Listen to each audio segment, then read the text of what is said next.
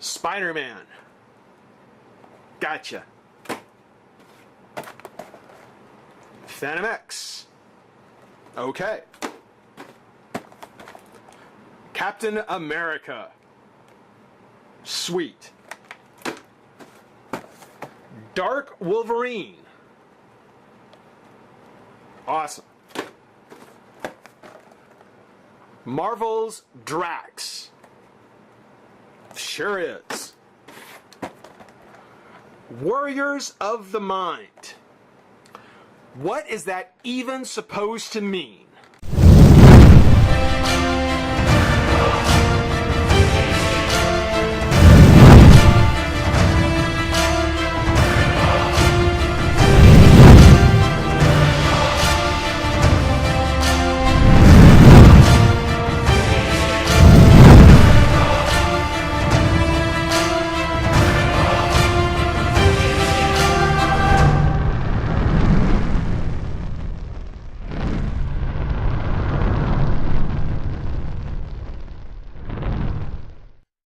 Hey, friends revolutionaries! On to the fifth figure in the Modern Marvel Legends Hit Monkey series. And I guess 3 out of 3 of the actual figures to build Hit Monkey. We're going to take a look at somebody. It doesn't say. It doesn't say. And I'm going to stop. I'm not going to say the name of him right away because I really want to kind of reinforce the point that with the Modern Marvel Legends, at least with the Hit Monkey series, what they've done is they've given us kind of a very generic kind of thing.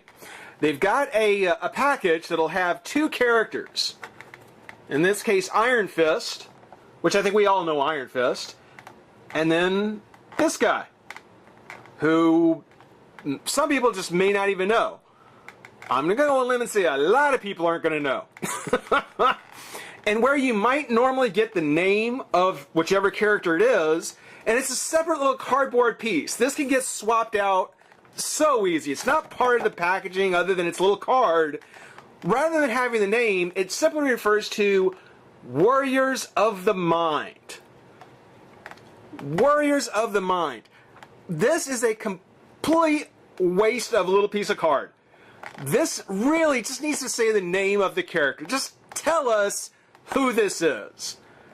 Because this is a perfect example of a character that not many people know. I'm going to guess even fewer people, even people who know him, probably don't care a whole lot about. He's probably a very, and if he's not, if I'm wrong, because I don't know who this guy is. If I'm wrong, please tell me. But from what I'm guessing, he's not a big name. He's not a big role. And the fact that you're not giving us any idea who this is to begin with doesn't help. It doesn't help for us to look and go, oh, that's that guy from that thing. You know, all you see is it's a generic hero type from the Warriors of the Mind. What does that mean? Who is he? What is this? You know, there's a lot of assumed knowledge that Hasbro and Marvel is, they're guessing that they know who this is. They're going to know this guy on sight. No, I don't know this guy. I don't know anything about him. I will say that when you look at the back, again, you see Iron Fist in his white suit with the gold mask and gloves. No, there's no question. You could have put Iron Fist in there, and I would have known him straight off the bat. Even in the more modern costume, know him straight off the bat, and you've been a much cooler figure to have. For this guy, well, I'll say his name in a minute. You look at him again, unless you actually know the story he was in. All I can tell you is that apparently he's a member of the Kree. That's all I can tell you, is because on the top of his head, he's got those Kree fins. He's got the fins like the Kree do. So I don't know if he was part of the Skrull invasion story or where he came from, but yeah, I don't know who this guy is. And there's nothing anywhere to let you know who it is. You cannot tell who you're buying. And I'm almost positive that had he not come with the Hit Monkey parts, In this case, the head and submachine guns. Now, I'll even set the submachine guns aside and say because he comes with the head, this is not a figure that would ever sell. I don't think he would ever move because you don't tell us who he is. I'm really hoping that this little card gets swapped out so that it doesn't have some generic title to justify why these two are on a variance, and just tell us who the guy is. Just give us the name. On the side, there is the instructions on building Hip Monkey, but of course there's also the Tales of Hip Monkey, part 2 of 3, so that'll show us how to put it together as well. And there's Hip Monkey when he's done. There's Hyperion, Iron Fist, and She-Hulk, which again shows that I think Iron Fist was supposed to be the guy who was supposed to be out first, and instead we get Protector. I know you were waiting. I finally looked him up. I still don't know anything about the guy, but at least I know now what his name is. It's Protector, which is just as unimpressive as the figure. Might feel different when I get him open. Again, I was real impressed with Hyperion. I thought he was a cool character just as a figure. I might feel the same way with Protector, but I just want to make the point that with these modern Marvel Legends, particularly with the Hip Monkey series, you take the 2-pack, the variants, and rather than just putting a card with their name in it, if there's going to be a variant 2 there, Hasbro went cheap and just said, okay, we'll use all the same stuff and just swap out the figure and use this to describe both. It's just a real cheap way of going about it. It doesn't help out the collectors. It doesn't help out the fans. It just really burns me up, particularly with this character, because again, I know nothing about him, and with what you've put on the packaging, tells me even less. I guess that's my little rant on it. On the write-up, well, just this last little part, Warriors of the Mind, the power of these heroes lies not just in their powerful fists, but in their mighty minds. Whatever. Okay, whatever. Again, we saw Hip Monkey, Hyperion, Iron Fist, and She-Hulk, which you'll need these 3 to get Hip Monkey. And at least they were honest enough and upfront to say, collect these 3 figures to build Hip Monkey, letting you know that you only need these 3 to do it, even though there are 6 others or 6 total with 3 more that are available in the set. At least they weren't too greedy. They just said collect these 3 figures to build Hip Monkey. So at least they weren't greedy about it. They at least just said buy these 3 and you'll get Hip Monkey. If you get the others, great. As a matter of fact, I've got a theory on those, but we'll talk about that later. For now, though, that's my rant on this whole variant series, the figures that'll get variants and how they're putting them together. That's my rant on that. Let's go ahead and pop Protector out of the pack, take a look and have some fun. Be right back. All right, we've got Protector out of the pack, and you know, Protector really makes me realize that the thing about Hyperion, the thing I liked about Hyperion, wasn't the fact that it was just a well-made figure. It did go beyond just how he was made. Because when it comes to Protector, same thing. He's a very well-made character. He's a very well-made figure, I should say. I mean, everything is done well on him. It's a well-executed figure. It's just that he's such an obscure character that it's a really sad situation. It really is, and we'll talk about it. First off, taking a look at the head. I mean, again, he is definitely of the Kree soldier style characters. You know, got the fins on his head. They're not overdone. They're just very subtle. I like that. You know, with the way the Kree are usually drawn, they usually have the very high fins. You know, this is actually a little bit smaller, but they're still there. You know, if we get a Skrull army builder figure, like a generic Skrull figure, he'll probably fit in well fighting the Skrulls. But again, I don't know if he's just a one soldier out of many, or if there was something particular about Protector that made him stand out. I don't know. But the head sculpt is nice. I like how the fins are very subtle. I like the bug-eyed goggles. Those are actually very cool with the silver. Very nice touch. It's not just white like the rest of the body. It's actually got that metallic silver in there that looks very cool. And then the sculpt around the chin and the face. That's all real well done too. The paint applications are great. I mean, it's all very nicely painted. You know, no fuzzing, no bleeding. The lines all match up. I give credit where it's due. The paint job on him is fantastic. For as little as well, I won't say that. There's a lot more actual paint on him than there was on, say, Hyperion, because mainly he's sculpted in white, and then all his lines are just painted black on top. So it took a lot more to do the paint job on Protector, but they did a fantastic job. He looks really good. I mean, the head sculpt is very nice. I'm not wild about the circle on his chest. I mentioned this with the Cyclops, the modern new 52 Cyclops. Please, whoever's designing superheroes, please stop doing the red button on the chest. Really? I mean, Iron Man fans have got their fill. You know, you're not going to capitalize on the idea of doing another circular chest unit thing. That I don't know. I don't know if it's supposed to be a knockoff on Iron Man or what. But Cyclops, Iron Man, the Cybermen, and now Protector, it's enough. It's enough. It's enough. He's got the little red painted inside to kind of break up the colors. That's not bad. Also has the red circle on the buckle and on the back of the cuff, or on the wristbands. So it's kind of got a theme going on there.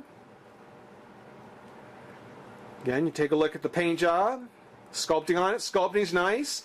I'm glad they used a sharp white and black. It's not like they used kind of a grayish white to soften it. The contrast with black and white really looks good. And from what I've seen in pictures, that's exactly the way his costume is supposed to be. Bright white against the black. He does have kind of a regular male Marvel Legend body. He's probably a Spider-Man or something like that, possibly. And of course his belt, as you can see, it's a separate accessory piece.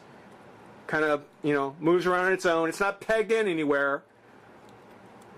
It would be nice if there was something that actually glued it down or held it down in place.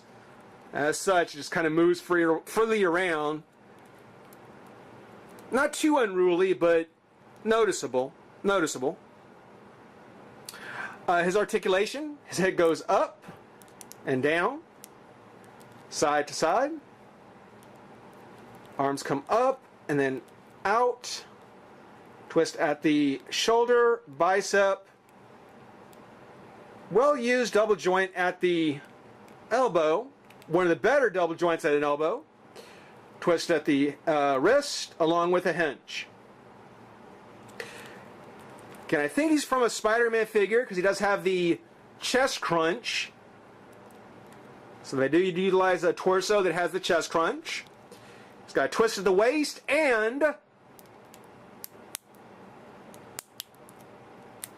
the clicky crunch.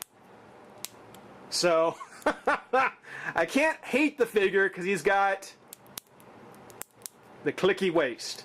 So he's got that in his favor. The legs, they do come out. And if you twist around out this way, there's a ball joint at the top of the thigh, double joint at the knee, and a hinge at the foot.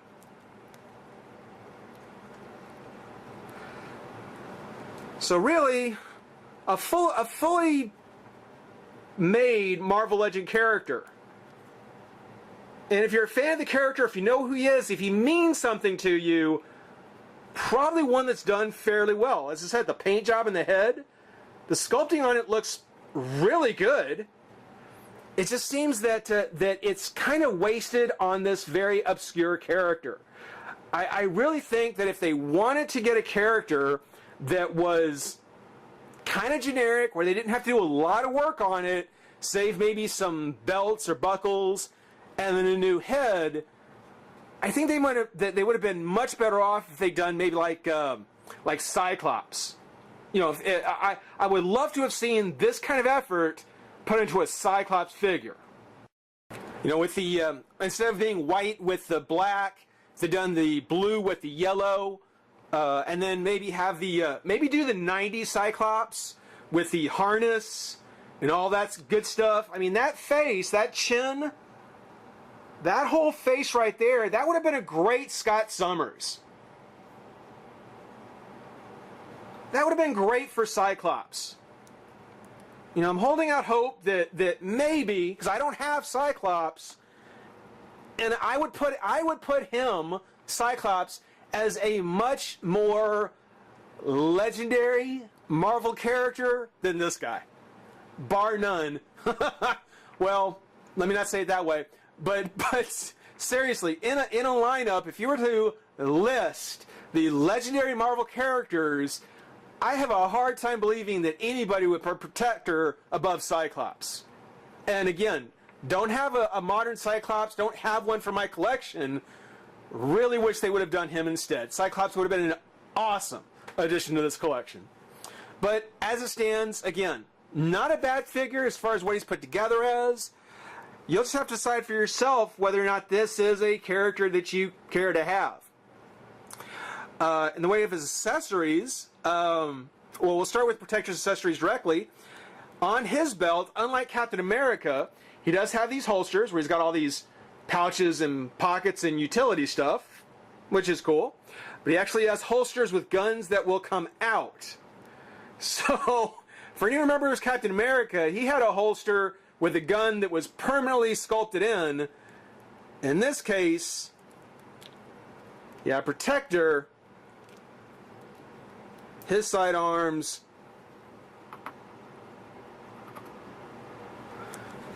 you can get those right out of the holsters. And they actually look pretty cool. They're just enough flat black plastic. You know, a little silver accents here and there would not be unappreciated, but such as it is, they are actually very cool looking. And one hand looks as though that it'll hold the gun just fine. If we can get it in there. I haven't tried to do this yet, so bear with me. Yeah, one looks like it holds just fine. The other hand looks like it's a little wide. It's opened a little bit wider. So I don't know how well... Yeah. I wasn't sure. Where'd that go? Ugh. Yeah, I wasn't sure how well he's going to hold this, because this hand does look like it's open a little wider than this one. So what we're going to do is reset the camera for a minute. So what we're going to do is we're going to go ahead and well, let's try one more time. Because you can see in that hand, you can see how that hand isn't sculpted quite the same way as the other one. So what we'll do is we'll go ahead and put one gun back in the holster.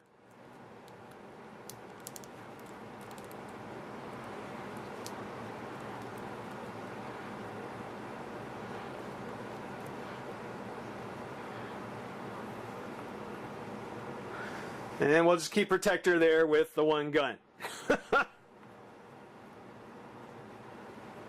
Yeah, that'll work.